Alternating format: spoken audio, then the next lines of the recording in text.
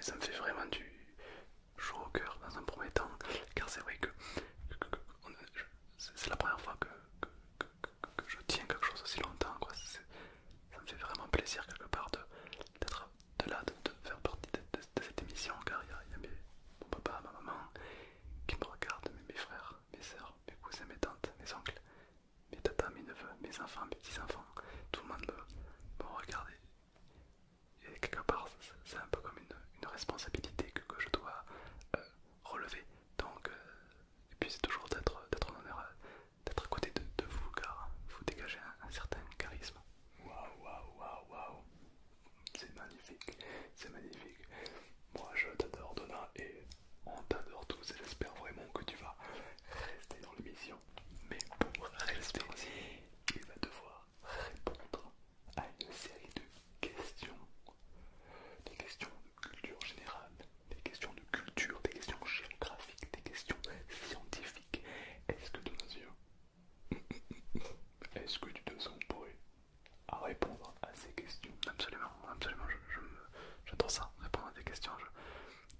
Quand j'étais petit, j'ai appris le Becherel par cœur, j'ai appris l'histoire, vous savez, les livres d'histoire géo qu'on donne à l'école, je l'ai appris par cœur, chaque virgule et tout, parce que j'adore ça. J'ai une très bonne faculté de mémoire et, il faut apprendre à le mettre à son avantage. Parce que quand j'étais à l'école, on me disait ouais, tu sais rien, et qu'en fait, ces techniques d'apprentissage peuvent m'aider dans la vie de tous les jours. Et c'est pour ça que j'adore apprendre, mémoriser tout et n'importe quoi, tout simplement. Alors, sans plus tarder, je vais commencer à te dire, à t'annoncer les questions. Évidemment, comme d'habitude, remonte-moi ce petit pull ou décontracte-toi, ça va bien se passer. D'habitude, ça fait 4 ans que tu fais ça. Je pense que les questions pour toi vont être du gâteau, hein. Même s'il est vrai que cette fois-ci on a mis un cran un petit peu plus loin, voilà, c'est pour voir si tu suis. Est-ce que tout est bon pour toi? Oui, je peux, oui. Yes. Un jour, il faudra vraiment arrêter de répondre que par oui, par non, hein. Ça serait bien de faire des sujets, faire pseudo t'es super intelligent, mais tu sais pas parler, c'est affreux, c'est affreux, c'est affreux. Tu peux me faire une phrase, là maintenant? Je peux, oui, effectivement, je peux faire une phrase. Par exemple, si je te parle de l'énergie quantique en fonction de la biomasse des personnes existantes sur Terre, on peut même déterminer la biomasse des insectes. Et d'ailleurs, la biomasse des insectes, un quart des fourmis représente la biomasse des insectes de la masse sur Terre. C'est absolument énorme. Ça marche, ça marche, ça marche. Super, je t'adore, mon Dieu. Évidemment, Thomas, on le présente plus. Quel âge tu as 20 ans, tu viens encore chez papa et maman, et tu aimes bien. Ouais, Là, la ça santé passe. c'est bonne. Voilà. Tu as fini tes études et depuis plusieurs années maintenant tu travailles un petit peu chez nous quelque part. Hein. Ouais, voilà. Super. Euh, c'est quoi tes plus belles passions pour que les spectateurs puissent un peu mieux te connaître? Ben, moi, je m'appelle Donatien. Et ma passion dans la vie, c'est de tout savoir. Je sais tout. Je sais tout. C'est-à-dire que tu me poses une question, je sais. Je connais la réponse.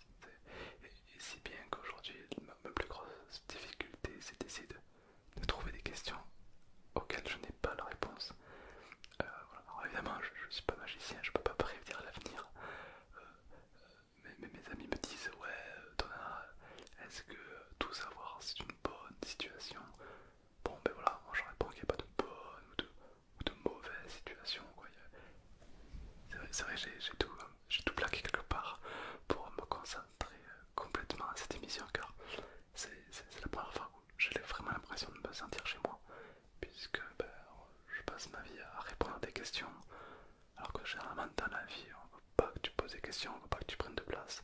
Et là, pour une fois, je peux m'exprimer un peu librement, donc ça fait vraiment du bien, merci. Super, super, super, il est incroyable. Alors Donna, concentre-toi, J'ai pas fini. pour la série de questions. Regardez que ça a commencé, le timer va être lancé et il n'y aura plus de marche arrière possible. Tout va se jouer maintenant. Vas-tu, une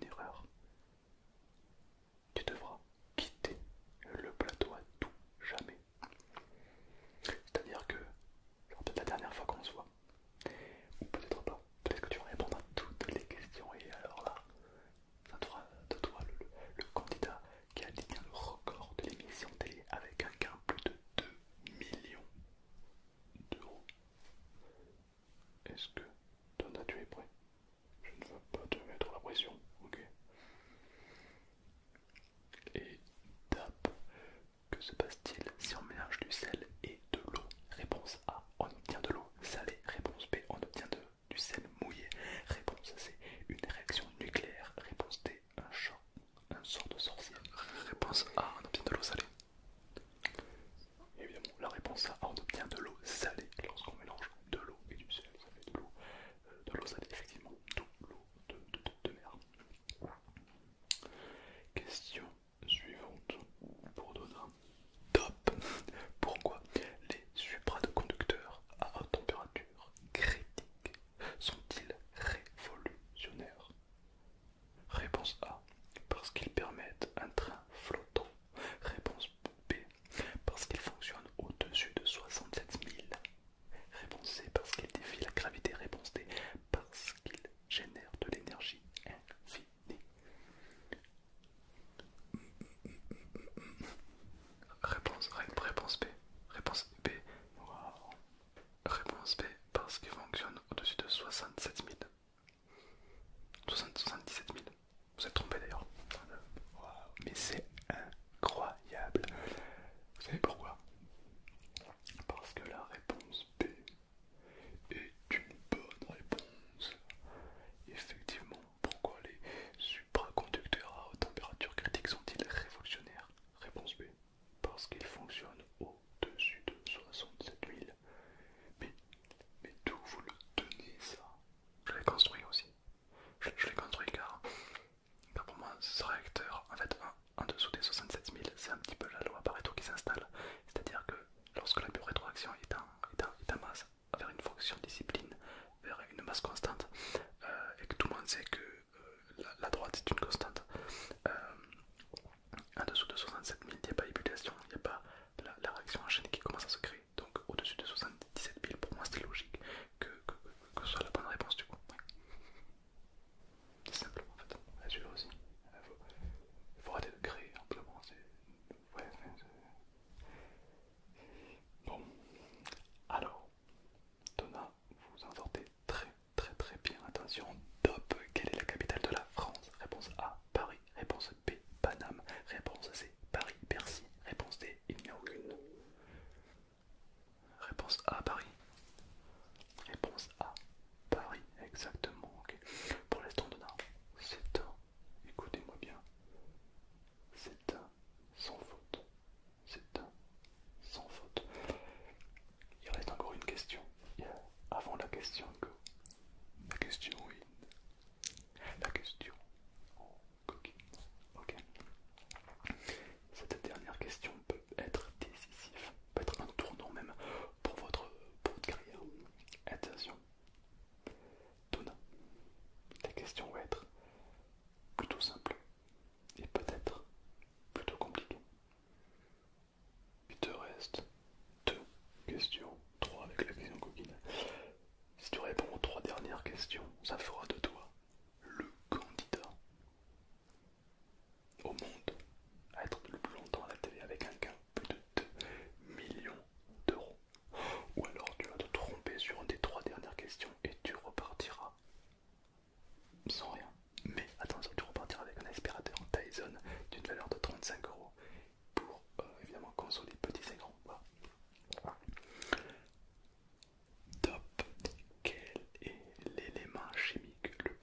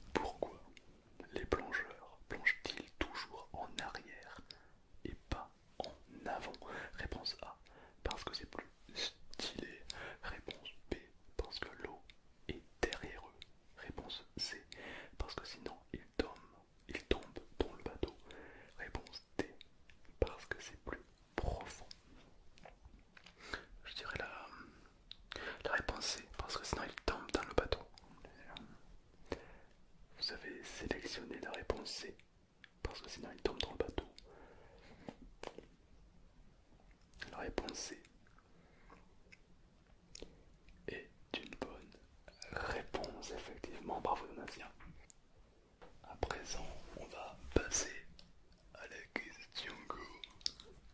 La question in. La question coquine.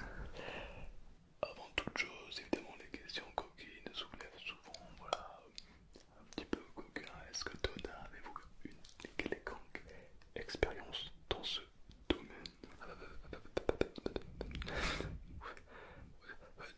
Moi, Buzo, va voir mes potes. Va demander à ma mère, à mes potes si.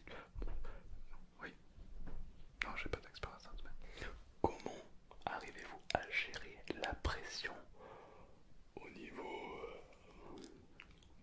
Bon, pas de pression à avoir, parce que moi, à ce niveau-là, c'est le néant. C'est 0 plus 0 égale 0, quoi. C'est-à-dire qu'il n'y a pas de pression à avoir, puisque moi, il se passe rien. Il n'y a pas de. Et moi, j'aime les filles, c'est les filles qui m'aiment pas. C'est pas facile. En tout cas, on vous a réservé des questions coquines à la hauteur de votre intellect. Comme vous le savez, la plupart des candidats avaient des questions style plutôt slip, plutôt caleçon, enfin, des questions plutôt simples. Pour vous, on a augmenté le cran un tout petit peu. Je ne sais pas si vous allez voir une différence, mais au moins le challenge sera au rendez-vous. Je vous rappelle que si vous répondez juste à la question go, à la question in, à la question commune, remportez 2 millions d'euros. Après plus de 4 ans de venir tous les jours dans cette émission, d'avoir défié des centaines et des centaines de candidats. C'est aujourd'hui que tout va se jouer sur cette dernière question, Donna. Concentrez-vous. Prenez votre temps. Ok. Cette question n'a pas de timer. Vous pouvez littéralement mettre 1 heure à répondre à cette dernière question qui est la plus importante. D'accord? Attention. Comment tu te sens, Donna? Oh, là, vous mettez un peu la pression.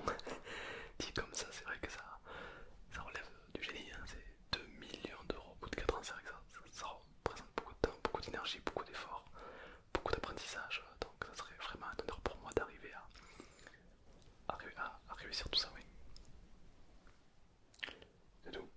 Pas de stress, développe un peu, parle en fait un jour. Ça marche, d'accord. Ok. Yes. Nickel. Bon. Donnant. Attention. Tu peux y répondre en 5 minutes, en 10 minutes. Tu gardes ton calme. Top. Quelle est la vitesse moyenne d'un spermatozoïde?